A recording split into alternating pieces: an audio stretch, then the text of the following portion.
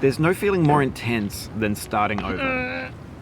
If you deleted your homework the day before it was due, as I have, or if you left your wallet at home and you have to go back after spending an hour in the commute.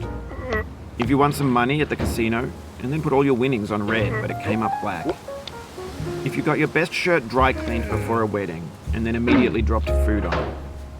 If you won an argument with a friend and then later discovered that they just returned to their original view.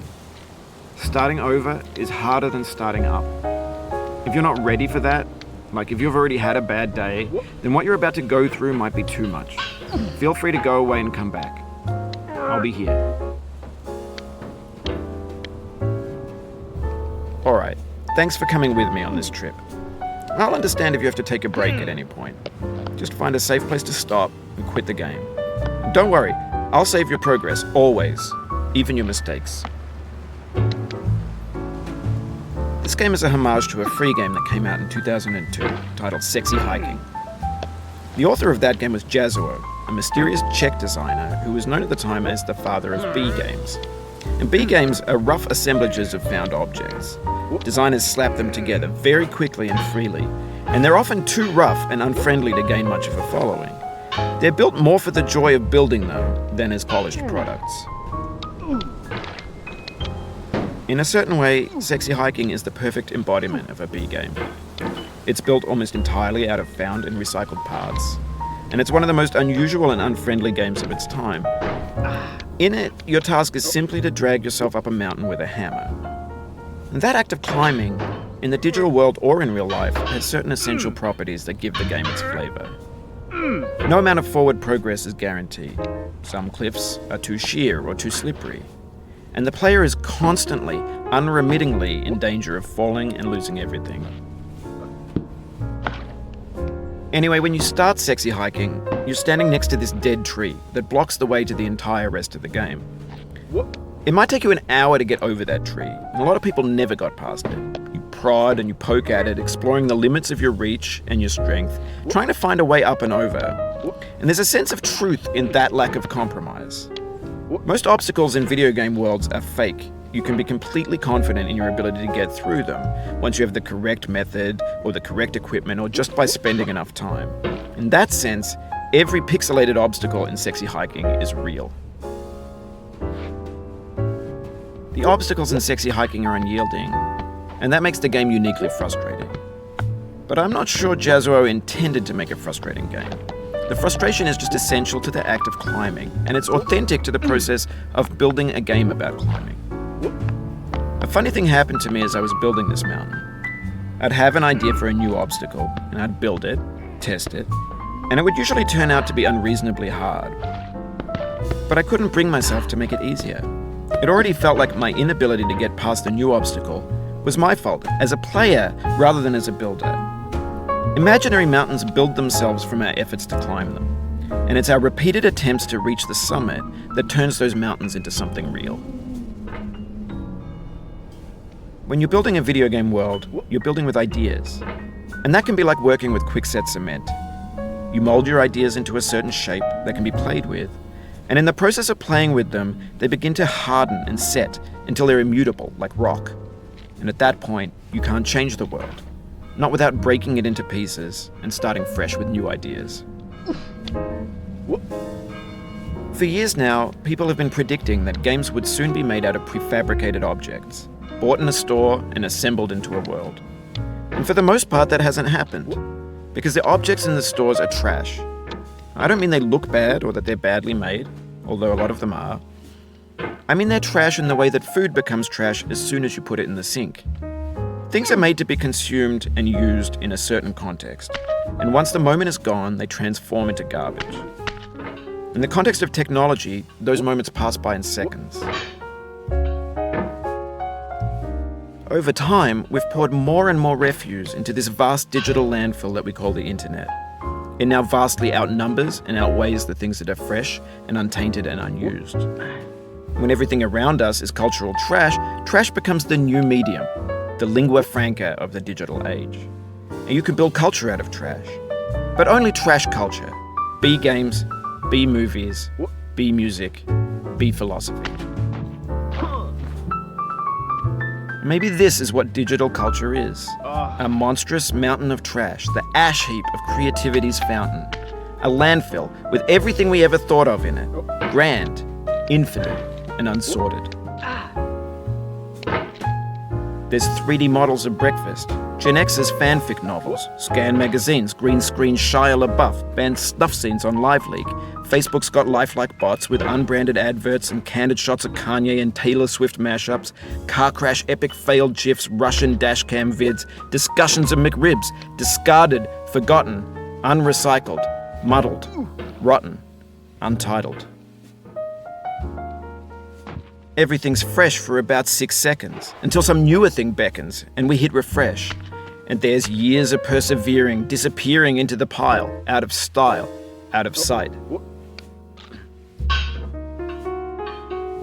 In this context, it's tempting to make friendly content that's gentle, that lets you churn through it but not earn it. Why make something demanding if it just gets piled up in the landfill, filed in with the bland things? When games were new, they wanted a lot from you. Daunting you, taunting you, resetting and delaying you. Players played stoically. Now everyone's turned off by that. They want to burn through it quickly. A quick fix for the fickle, some tricks for the clicks of the feckless. But that's not you, you're an acrobat. You could swallow a baseball bat. No. Now I know, most likely you're watching this on YouTube or Twitch, while some dude with 10 million views does it for you. Like a baby bird being fed chewed up food. That's culture too. But on the off chance that you're playing this, what I'm saying is, trash is disposable, but maybe it doesn't have to be approachable. What's the feeling like? Are you stressed? I guess you don't hate it if you got this far. Feeling frustrated? It's underrated. An orange is sweet, juicy fruit locked inside a bitter peel. That's not how I feel about a challenge. I only want the bitterness. It's coffee. It's grapefruit. It's licorice. It feels like we're closer now. Composer and climber, designer and user. You could have refused, but you didn't. There was something in you that was hidden, that chose to continue. It means a lot to me that you've come this far, endured this much. Every wisecrack, every insensitivity, every setback you've forgiven me is a kingly gift that you've given me. We have the same taste, you and I. It's not ambition, it's ambition's opposite. An obdurate mission to taste defeat. You'll feel bad if you win, so I put this snake in for you.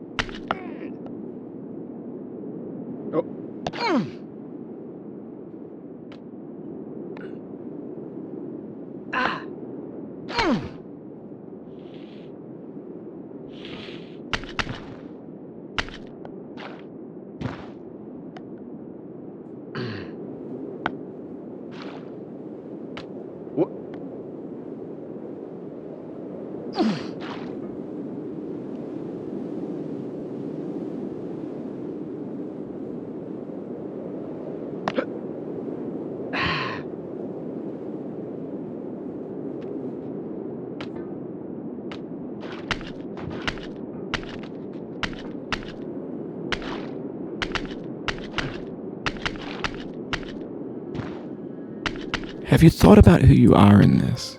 Are you the man in the pot, Diogenes? Are you his hand? Are you the top of his hammer? I think not. Where your hand moves, the hammer may not follow, nor the man, nor the man's hand. In this you're his will, his intent, the embodied resolve in his uphill ascent.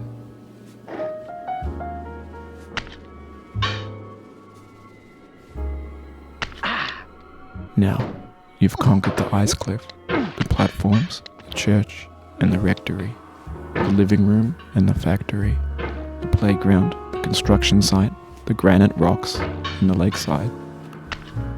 You've learned to hike. There's no way left to go but up, and in a moment I'll shut up. But let me say, I'm glad you came.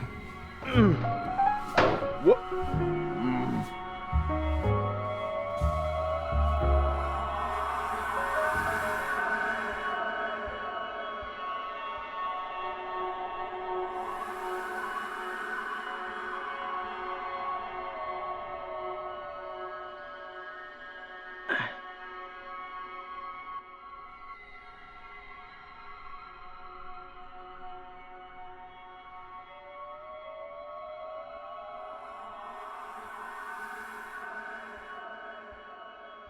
I dedicate this game to you, the one who came this far.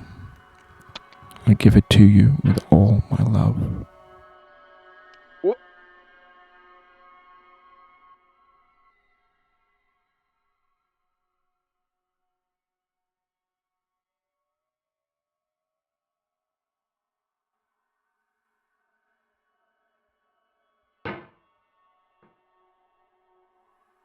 What?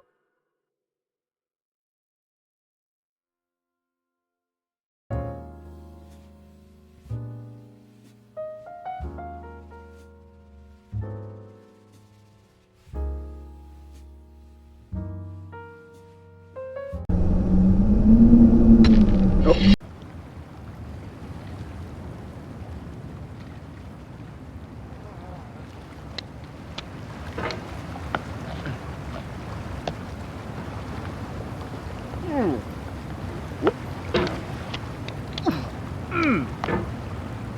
There's no feeling more intense than starting over. If you deleted your homework the day before it was due, as I have, or if you left your wallet at home and you have to go back after spending an hour in the commute. If you won some money at the casino and then put all your winnings on red but it came up black.